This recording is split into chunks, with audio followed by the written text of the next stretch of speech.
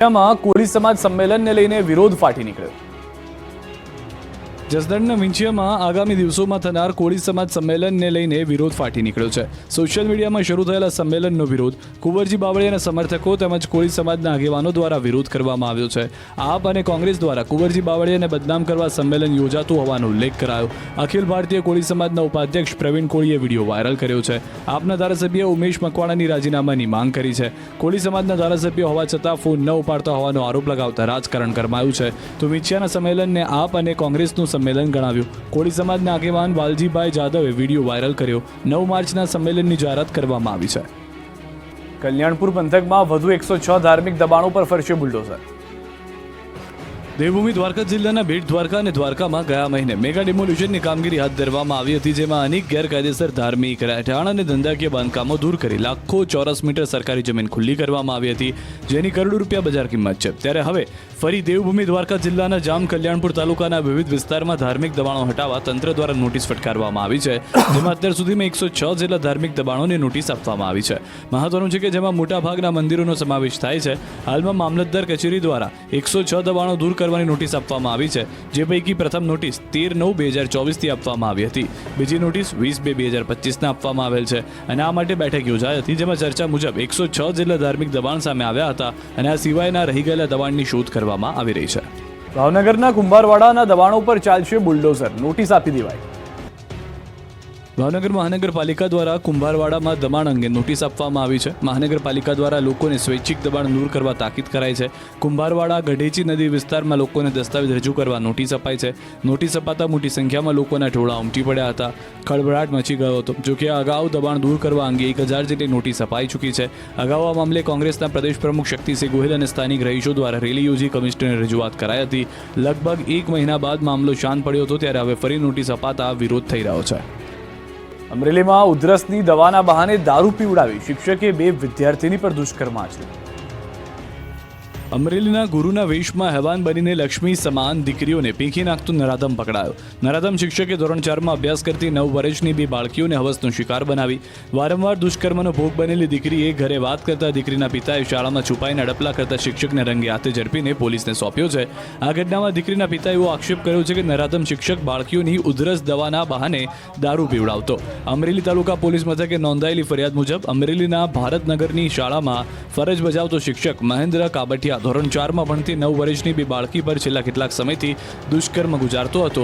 આ ઘટના અંગે એક દીકરીએ પોતાના ઘરે વાત કરી, જેથી દીકરીના પિતાએ શાળામાં સંતાઈને રેકી કરી હતી।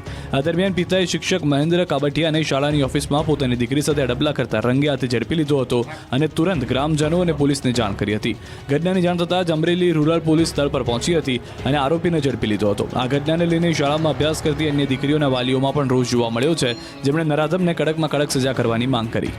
દેવાયત ખવડની અરજીથી ફફડી ગઈ પોલીસ, ફરિયાદ લીધી। લોક સાહિત્યકાર દેવાયત ખવડે હાઈકોર્ટમાં અરજી કરતા ચાંગોદર પોલીસ એક્શનમાં આવી ગઈ। ઘટનાના 7 દિવસ બાદ આ મામલે પોલીસે દેવાયત ખવડની એફઆઈઆર નોંધી લીધી છે। સાથે જ પોલીસે દેવાયત ખવડ વિરુદ્ધ પણ ફરિયાદ નોંધી છે।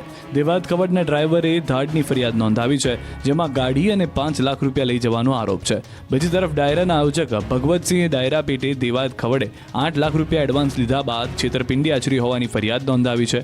20 ફેબ્રુઆરીએ આયોજક ભગવતસિંહ દ્વારા સનાથલમાં ડાયરાનું આયોજન કરાયું હતું। એ જ દિવસે પીપળાવ ખાતે પણ દેવાયત ખવડનો ડાયરો હતો। ભગવતસિંહના આરોપ પ્રમાણે રૂપિયા લીધા બાદ દેવાયત ખવડ ડાયરામાં હાજર ન રહ્યા। બીજી તરફ ખવડનો આરોપ છે કે પોતે ડાયરામાં આવ્યા હતા, પણ ઓડિયન્સ નહોતું, એટલે ફરી આવવાનું કહીને પીપળાવ ગયા હતા।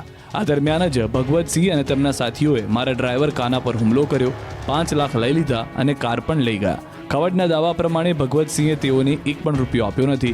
જોકે પોલીસે 22 ફેબ્રુઆરી મામલે માત્ર અરજી લીધી હતી, કોઈ ફરિયાદ નોંધવામાં આવી નહોતી। આથી દેવાયત ખવડે હાઈકોર્ટમાં અરજી કરી હતી અને ફરિયાદ નોંધવા માટે પોલીસને નિર્દેશ આપતા તથા જવાબદાર પોલીસ અધિકારી વિરુદ્ધ પગલાં ભરવા રજૂઆત કરી હતી, જેના બીજા જ દિવસે પોલીસે ફરિયાદ નોંધી છે। નડિયાદમાં 3 લોકોના મોત સોડાકાંડથી નહીં, ઝેરી તત્વો ભેળવવાથી થયાનો ખુલાસો। 19 દિવસ પહેલા નડિયાદમાં સોડા પીધા બાદ 3 લોકોના મોત થયા મુદ્દે ચોંકાવનારો ખુલાસો થયો. સોડા નહીં પરંતુ ઝેરી તત્વો ભેળવવાથી મોત થયાનો ધડાકો થયો. 25 ફેબ્રુઆરીના રોજ FSL દ્વારા વિસેરાનો રિપોર્ટ પોલીસને આપવામાં આવ્યો હતો, જેમાં આ મરણ જનાર ત્રણેય વ્યક્તિઓના વિસેરામાં તેમજ જીરા સોડા પીધેલી હતી. તે ખાલી બોટલમાં તેમજ બનાવવાળી જગ્યાએથી લીધેલ ઉલટીવાળા કોટન ગેજમાંથી અને કપડાં અને વગેરે મુદ્દામાલ નમૂનામાં સોડિયમ આયનના નામના ધન મૂલક અને નાઇટ્રેટ આયન નામના ઋણ મૂલકની હાજરી જોવા મળી હતી. 19 દિવસ પહેલા એટલે કે 9 ફેબ્રુઆરીના રોજ નડિયાદ શહેરમાં જીરા સોડા પીધા બાદ 3 વ્યક્તિઓની તબિયત લથડી હતી અને ત્રણેયના ગણતરીના સમયમાં જ મોત નીપજ્યા હતા. લઠ્ઠાકાંડ જેવી શક્યતા સિવાય હતી. બાદમાં વિસેરાના રિપોર્ટમાં સોડિયમ નાઇટ્રેટ પોઈઝન આવતા બનાવના 19 દિવસ બાદ પોલીસ ફરિયાદ નોંધાઈ છે, જેમાં પોલીસે 2 શક્યતાઓને દર્શાવી છે. કોઈએ અગાઉથી જીરા સોડાની બોટલમાં ઝેરી તત્વ ભેળવ્યું હોય અથવા તો મૃતકો પૈકી કોઈ એકે જાતે પીવડાવ્યું હોય અને પોતે પણ ઘૂંટડો પીધો હોવાનો પોલીસનું અનુમાન છે. હાલ 2 જુદી જુદી દિશામાં પોલીસે તપાસ શરૂ કરી છે. મહેસાણાના યુવાનને અમેરિકા જવાનો મોહ ભારે પડ્યો. 2 વર્ષથી યુવાન ગુમ, પરિવારે શરૂ કરી શોધ. અમેરિકામાં સેટથી ડોલર છાપવાના મહેસાણાના યુવાનનું સપનું રોડાયું છે. ડોલરીયો મોહ યુવાનને ભારે પડ્યો છે. ડંકી માર્ગેથી મહેસાણાથી અમેરિકા જવા નીકળેલો યુવાન 2 વર્ષે પણ અમેરિકા પહોંચ્યો નથી. 2 વર્ષથી યુવાનની કોઈ ભાળ નથી. મહેસાણામાં રહેતો સુધીર પટેલનો પરિવાર હવે તેમનો ચહેરો જોવા તડપી રહ્યો છે, પરંતુ યુવાનના 2 વર્ષથી કોઈ સમાચાર નથી. ત્યારે હવે સુધીરની શોધખોળ કરવા પરિવાર બહાર આવ્યો છે. મહેસાણાના હેડુઆ ગામ રહેતા પરિવારના કહેવા પ્રમાણે જમીન વેચી 10 લાખ રૂપિયા એજન્ટને આપ્યા. એજન્ટ પરિવારના દીકરા સહિત 9 લોકોને વર્ક પરમિટનું કહીને અમેરિકા લઈ જવા નીકળ્યો, પણ એ રાત્રે છેલ્લો સંપર્ક થયો અને આજ દિન સુધી ભાઈ સાથે સંપર્ક થઈ શક્યો નથી. 75 લાખની ડીલ હતી. 10 લાખ એડવાન્સ આપ્યા હતા. જમીનો વેચીને એડવાન્સ 10 લાખ રૂપિયા આપ્યા હતા. મહેસાણાથી મુંબઈ લઈ ગયો. ડોમિનિકા અંતિમ લોકેશન હતું. તે બાદથી યુવક સુધીરનો કોઈ સંપર્ક થઈ શક્યો નથી. પરિવારે સરકાર અને દિલ્હી એમ્બેસીમાં રજૂઆત કરી છે. મિશ્ર ઋતુથી ફેલાયો રોગચાળો.